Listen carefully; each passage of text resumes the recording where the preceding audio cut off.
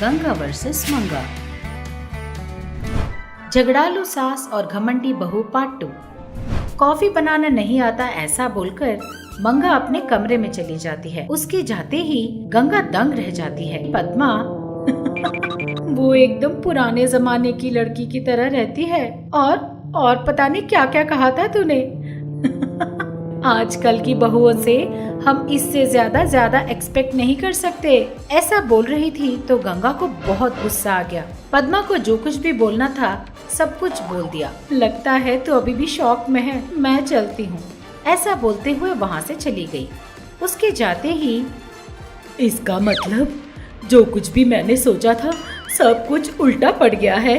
पहले तो उस पंडित जी को पीटना चाहिए। ऐसा बोलकर वो फिर किसी सोच में पड़ गई। इतने में अंदर से मंगा बोली, मेरे लिए एक कॉफी बनाइए ना। ये बात सुनते ही गंगा दंग रह गई। मैं और तेरे लिए कॉफी बनाऊं? कैसी लग रही हूँ मैं तुझे? हाँ, पता नहीं सासू माँ, मैं कमरे के अंदर हूँ ना। आप कैसे लग रहे हो मुझे दिखाई नहीं दे रहा। मुझ पर ही सटायर मार रही है। मुझे तो हर तरह के टायर्स पता हैं, लेकिन ये सटायर के बारे में कभी नहीं सुना। ये क्या होता है सासू माँ? इस तरह उसने फिर से कहा। गंगा फिर से दंग रह गई।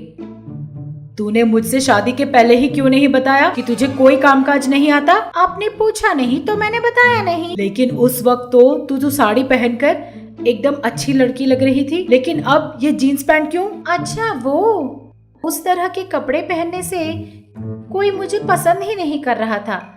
हाय राम, इतना झूठ, इतना धोखा। मैं अभी जाकर ये सब अपने बेटे को बताती हूँ। तुम दोनों के बीच रिश्ता तोड़ देती हूँ। अच्छा, चलिए अभी फोन कर बात कीजिए। हाँ, करूँगी। मुझे क्या डर लगता है? ऐसा बोलते हुए वो फोन लेकर अपने बेटे को फोन करती है। फोन नहीं लग रहा है, जब वो घर आएगा तब बताऊंगी। बताइए, लेकिन पहले जाकर मेरे लिए कॉफी बना लाइए। मैं तेरी सास हूँ, इसलिए कॉफी बनाने के लिए बोल रही हूँ, वरना। हाँ, वरना मैं ही कॉफी बनाकर पी लेती। ऐसा बोलते हुए वहाँ से चली जाती है।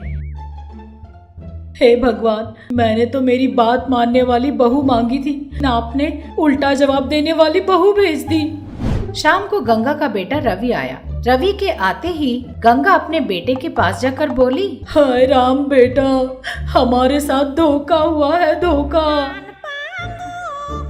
क्या हुआ माँ, आपने किसी को उधार दिया है क्या? अरे बेटा वो नहीं, मैंने सोचा था कि तेरी पत्नी पुराने जमाने की भोली भाली लड़की हो गई, लेकिन ये तो आजकल की मॉडर्न जमाने की लड़की है। तो रवि आश्चर्यचकित होकर बोला, अच्छा, मैं यहाँ छाती पीट पीट कर बोल रही हूँ और तू क्या बड़े आराम से बोल रहा है? अच्छा।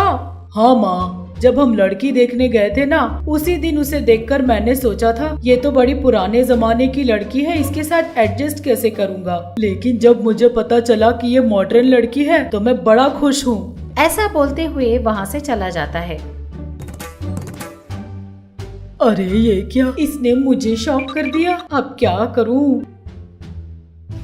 अरे ये क्या, मैं इतनी देर क्यों सोच रही हूँ? वैसे भी मेरा कैरेक्टर क्या है? इस तरह डरना मुझे शोभा नहीं देता।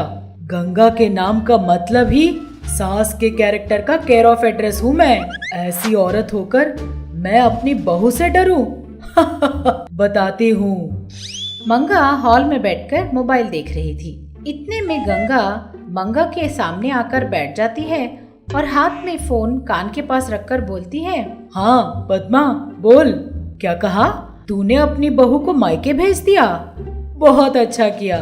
जो भी बहू अपनी सास को उल्टा जवाब देती है उनके साथ ऐसा ही करना चाहिए, वरना बाप रे। इस तरह वो बातें कर रही थी। अरे बाप रे, कहीं मेरी सास ऐसा कुछ कर ना बैठे। ऐसे चुप रहने से काम नहीं चलेगा। मेरी सास को भी थोड़ा डरा सहमा कर रखना होगा। अभी बताती हूँ। इस तरह मन में सोचकर अपना फोन निकालकर, हाँ कविता बोल, तूने अपनी सास को वृद्धाश्रम भेज दिया? अरे ऐसा क्यों? क्या वो हर रोज तुझे कुछ न कुछ खरी खोटी सुनाती थी?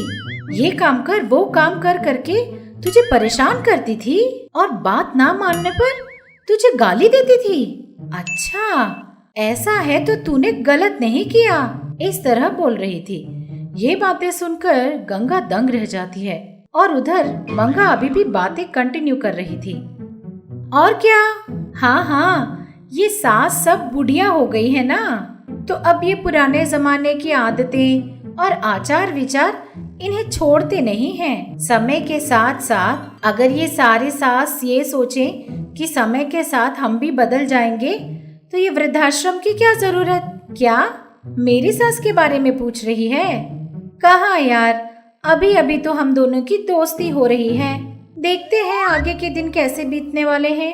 अच्छा एक काम कर, तूने अपनी सास को जिस वृद्धाश्रम भेजा है ना, उस आश्रम का नाम एड्रेस मुझे भेज दे, हो सकता है मेरे काम आ जाए। इस तरह बोल रही थी तो गंगा दंग रह जाती है। हाय राम, लगता है ये मुझसे भी ज्यादा चालू है। इससे जरा संभल कर रहना होगा, वरना ये सचमुच मुझे वृद्धाश्रम भिजवा देगी। इस तरह वो मन में सोचकर बाहर बोलती है। अब बेटी मंगा, उसने कहा। हाँ सासू माँ। देख, मेरी बहू हो या बेटी, अब तू ही है।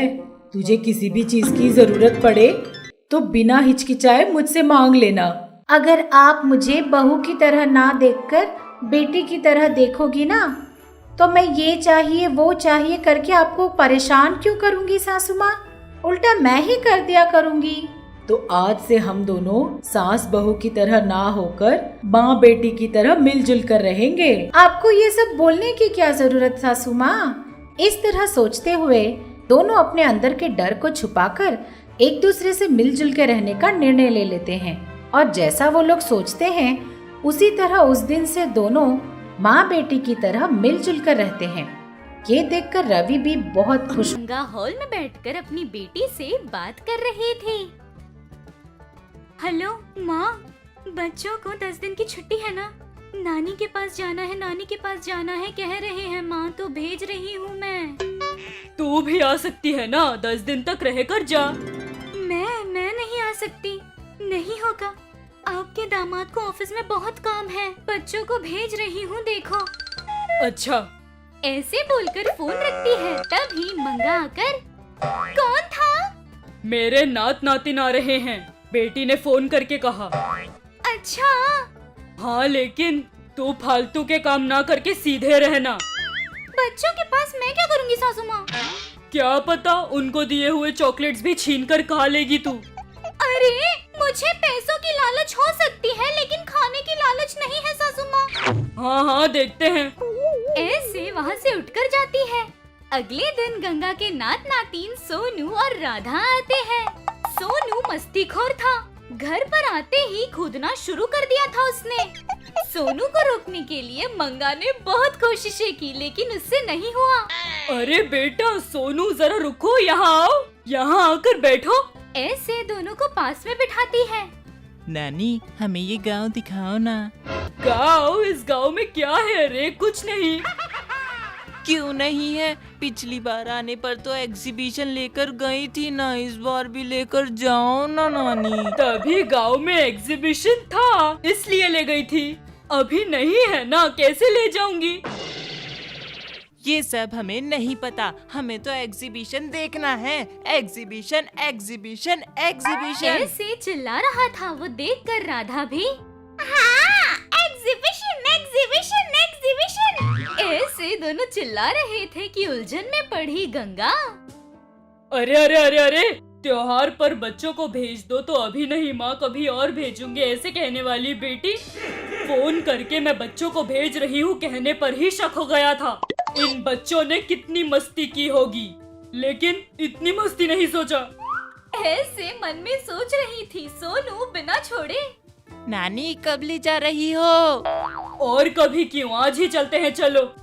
ऐसे कहती है छुप कर सारी बातें सुन रही मंगा। हाँ, गाँव में एग्जीबिशन तो नहीं, आसपास के गाँव में भी नहीं, तो कैसे ले जा रही है?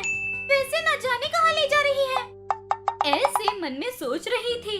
गंगा अपने कमरे में जाकर एक छोटा सा बक्सा ले आती है। दोनों बच्चे आश्चर्य होकर नानी को देख रहे थे। गंगा वो बक्सा लेकर घर के पीछे जाती है। उनके घर के पीछे बहुत खाली जगह थी।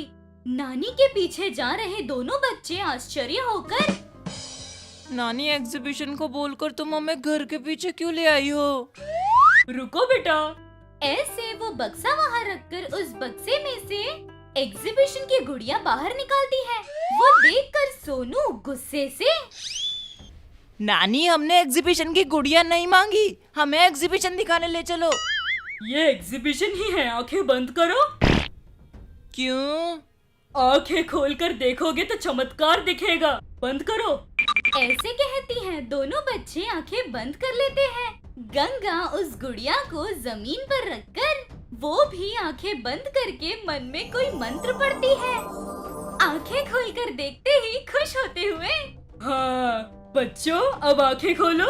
ऐसे कहते ही दोनों आंखें खोलकर देखते ही शॉक, उनके सामने बहुत बड़ा एग्जीबिशन था। वो देखकर दोनों बच्चे वाह नानी, बहुत थैंक्स नानी, ये तो कितना खूबसूरत है। हाँ नानी, मैं खेलता हूँ। ऐसे बहुत ज्यादा खुश होकर उस एग्जीबिशन में सामान से खेल रहे थे। जाइंट व्हील, बच्चों का ट्रेन, घोड़ा गाड़ी, ऐसे बहुत सारी चीजें थे। वो सब देखकर दोनों बच्चे बहुत खुश हो रहे थे। एक के बाद एक सब में बैठकर बहुत खेल रहे थे। नानी, ये जाइंट व्हील कैसे घूमेगी? कोई घुमाने वाला तो है नहीं ना? तुम दोनों उसमें बैठकर घूम कहोगे तो घूमेगी, फिर से तुम रोको कहोगे तो रुकेगी। ऐसे कहती हैं दोनों बहुत खुशी से उस जाइंट व्हील पर बैठकर खेल रहे थे। ये सब दूर से देखते हुए आश्चर्य हो गई मंगा। हर दिन ये सासू माँ मेरी उम्मीदों से ज्यादा मैजिकल पावर्स दिखाती रहती है। साड़ी, गहने, खुर्ची, अंगूठियाँ, यही सब आइटम्स होंगे सोचा तो इन्होंने तो एक एग्जीबिशन ही खड़ा कर दिया। बाप रे, ये साधारण औरत नहीं, इन्हें तो मैंने कम समझा। ऐसे सोच रही थी, उतने में ही उसे एक विचार आता है। अच्छा, इस एग्जीबिशन में अगर बाकी के बच्चों को भी आमंत्रित करें तो पैसे भी कमा सकते हैं। ये करते हैं। हाँ, अगर ये करूँगी तो बस खत्म, मेरी सासू माँ तो मुझे बहुत डांटेंगी। ऐसे बोल रही थी कि गंगा आकर क्या रे, यहाँ खड़े होकर कुछ सोच रही है, क्या हुआ? कुछ नहीं सासू माँ, कुछ नहीं। तू यहाँ खड़े होकर वो एग्जीबिशन चुपचाप से देख रही है, इसका मतलब कुछ नहीं है कैसे मान लूं? कुछ तो है, वो बात मैं बताऊं तुझे।